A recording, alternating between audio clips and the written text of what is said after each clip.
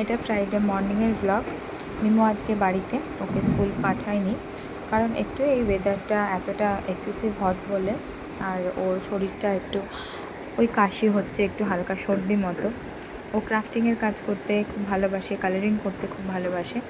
তাই আমরা যে দোকানটা থেকে চা খাই, সেই মাসির দোকান থেকে আমরা যখন ওকে নিয়ে চা খেতে যাই, একটা করে ভাঁড় মাসি ওকে দেয়, আর ও এভাবে কালারিং করে ওটাকে নিজের মতো করে কিছু একটা ড্র করে।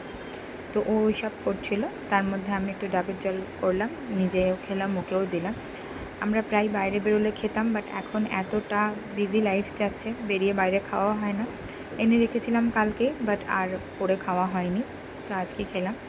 আজকে লাঞ্চে করব ডিমের ঝোল, আর কিছুই করব না।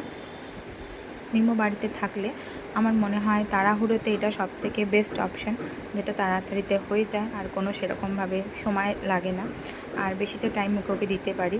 ডিনারের জন্য করেছিলাম তড়কা, তারপর ওকে শ্যাম্পু করিয়ে নিয়ে একটু পড়তে বসলাম। আর ও বাড়িতে থাকলে আমার মনে হয় এই যে আমি ব্লগিং করি সবটাই কিন্তু আমার ওর কাজ কমপ্লিট করে, ওকে মেনটেন করে, আমার বাড়ির সমস্ত কিছু কাজ করে নেওয়ার পর বেলার টাইমটা আমি একা থাকি, সেই কারণে সেই টাইমটা কিভাবে নিজেকে বিজি রাখবো, সেই কারণেই মেনলি আমার এই প্রফেশনে আসা, যে ভিডিওস করলে এটা অনেকটা টাইম টেকিং, আর আমিও এতে ব্যস্ত থাকবো। তো এইসব করতে করতে সারাটা দিন মেয়ের সাথে কাটালাম।